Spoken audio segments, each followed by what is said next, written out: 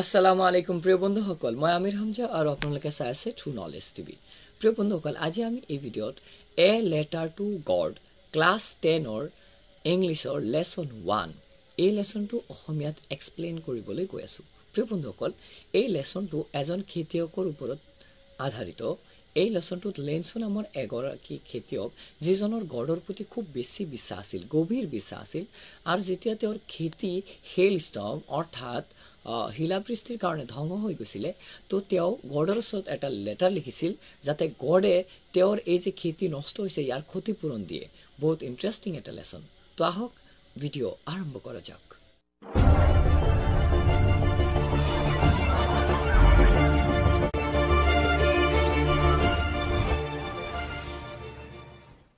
প্ৰিয় বন্ধুসকল, লেসনৰ প্ৰথমতে আহক আমি আলোচনা কৰোঁ লেন্সৰ বিষয়ে।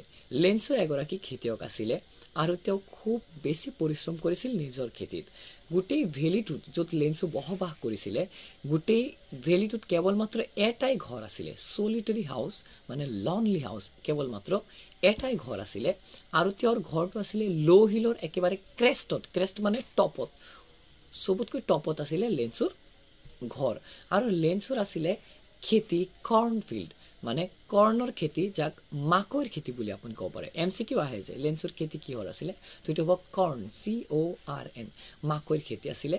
আৰু লেন্সে জাষ্ট এতিয়া খেতিৰ ফালে চাই তেওঁ এটাই কেৱল মাত্ৰ আশা কৰি আছিল যাতে অলপ কিনকিনীয়া বৰষুণ হয়। প্ৰথমে তেওঁ আশা কৰিছিল যাতে ডাউনপৰ হয়, অলপ মুহলধাৰে বৰষুণ হয়, আৰু যদি খুব বেছি মুহলধাৰে বৰষুণ নহয়, এটলিষ্ট যাতে এটা ডাউনপৰ কিনকিনীয়া বৰষুণ এটা হ'লেই হ'ব। এইদৰে লেন্সে আশা কৰিছিল যাতে তেওঁৰ খেতিত অলপ বৰষুণ পৰে। প্ৰিয় বন্ধুসকল, লেন্সে যেনেকুৱা আশা কৰিছিল ঠিক তেনেদৰেই বৰষুণ পৰা আৰম্ভ হৈ গ'ল। বৰষুণৰ ডাঙৰ ডাঙৰ টোপাল পৰা আৰম্ভ হৈ গ'ল। এইটো দেখি লেন্সে বহুত আনন্দিত হৈছিল, আৰু তেওঁ এই বৰষুণৰ ডাঙৰ টোপালবিলাকক তেওঁ চিলভাৰ কইন্স বুলি কম্পেয়াৰ কৰিছিল। যেতিয়া এই বৰষুণৰ মাত্ৰা বাঢ়ি গৈছিলে, তেতিয়া তেওঁ নিজৰ পৰিয়ালৰ মানুহবিলাকক কৈছিলে যে এই বৰষুণৰ টোপালবোৰ একচুৱেলি বৰষুণ নহয়, এইবোৰ হৈছে নিউ কইন্স, আৰু ডাঙৰ টোপালবোৰ হৈছে 10 চেণ্ট আৰু সৰু টোপালবোৰ হৈছে 5 চেণ্ট। এইদৰে তেওঁ কৈছিলে, কাৰণ তেওঁ খুব বেছি হেপ্পী হৈছিলে, কাৰণ তেওঁৰ এটাই আশা আছিলে, সেইটো হৈছে বৰষুণ, যাতে তাৰ খেতিটো খুব ভাল হয়। তো এই আশাই তেওঁৰ পূৰণ হৈছিলে। আৰু তেতিয়া তেওঁৰ ঘৈণীয়েকে চাপাৰ তৈয়াৰ কৰি আছিল। চাপাৰ মানে ইভিনিং মিল, যিটো আমি ডিনাৰ বুলিও ক'ব পাৰি, ডিনাৰ তৈয়াৰ কৰি আছিল। প্ৰিয় বন্ধুসকল, এই কুৱেশ্যনবোৰ MCQত আহে, চ' মনত ৰখাৰ চেষ্টা কৰিব যে তেওঁৰ ঘৈণীয়েকে তেতিয়া কি বনাই আছিলে, ডিনাৰ, চাপাৰ মানে সন্ধিয়াৰ আহাৰ। আৰু ডাঙৰ ল'ৰাটোৱে কি কৰি আছিল, খেতিত কাম কৰি আছিলে, আৰু সৰুবিলাকে ঘৰৰ ওচৰতে খেলি আছিলে। কিন্তু কি হ'ল যে হঠাৎ তেওঁৰ এই আনন্দ নিৰানন্দলৈ ৰূপান্তৰিত হৈ গৈছিলে। তেওঁ দুখত ভাঙি পৰিছিল, কাৰণ হঠাৎ এই বৰষুণটো হেল ষ্টৰ্মলৈ ৰূপান্তৰিত হৈ গৈছিল। হেল ষ্টৰ্ম মানে শিলাবৃষ্টিলৈ ৰূপান্তৰিত হৈছিল, যে এটা ষ্ট্ৰং জোৰকে এটা বতাহ আহিছিল, আৰু এই বতাহটোৱে কি কৰিছিল, এই বৰষুণটোক হেল ষ্টৰ্মলৈ ৰূপান্তৰিত কৰিছিল, শিলাবৃষ্টিলৈ ৰূপান্তৰিত কৰিছিল।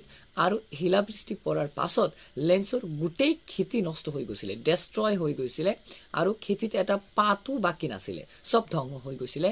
আৰু খেতিত শিলাবৃষ্টি, শিল পৰি এনেকুৱা হৈ গৈছিলে যেনিবা বৰফেৰে খেতিটো ঢাকি গৈছে, যেনিবা নিমখেৰে, বগা নিমখেৰে খেতিটো কোনোবাই কভাৰ কৰি থৈ দিছে, এনেকুৱা হৈ গৈছিলে তেওঁৰ খেতিৰ অৱস্থা। ইয়াৰ পাছত লেন্সৰ ফেমিলি চিন্তাত ভাঙি পৰিছিল, আৰু লেন্সে দুখত গান গাইছিলে যে এই বছৰ আমি নাখাই থাকিব লাগিব, এই বছৰ আমাক কোনে সহায় কৰিব, কাৰণ আমাৰ খেতি ধ্বংস হৈ গৈছে।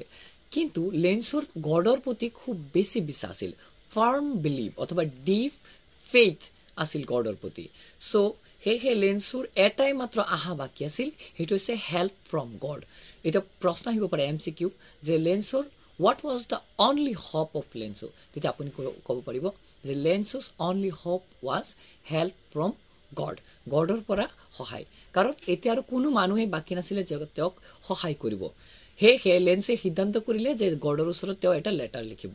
পিছদিনা লেন্সে কি কৰিলে, এটা লেটাৰ লিখিলে গডলৈ, যে গড, আপুনিতো গম পাইছে যে এই শিলাবৃষ্টিৰ কাৰণে খেতি ধ্বংস হৈ গৈছিলে, মানে তেওঁৰ গড, তেওঁ যি ভগৱান লেটিন আমেৰিকাত তেওঁ যি ধৰ্মৰে আছিলে, মানে সৃষ্টিকৰ্তাৰ ওচৰত তেওঁ লেটাৰ লিখিছিল যে তেওঁ যাতে 100 পেছছ তেওঁক দিয়ে, লেটিন আমেৰিকাৰ কাৰেঞ্চি হৈছে পেছোছ, আমাৰ যেনেকৈ ইণ্ডিয়ান কাৰেঞ্চি ৰুপিয়া, তো সেইটো হৈছে পেছোছ। গড়ে যাতে 100 পেছোছ দিয়ে যাতে তাৰ খেতিটো আকৌ এবাৰ তেওঁ চহাব পাৰে। সেয়েহে লেঞ্চয়ে লেটাৰটো লিখি পোষ্ট অফিচত পিছৰ দিনাখন পোষ্ট অফিচত লৈ গৈছিলে আৰু এই লেটাৰটো পোষ্ট কৰি দিছিলে।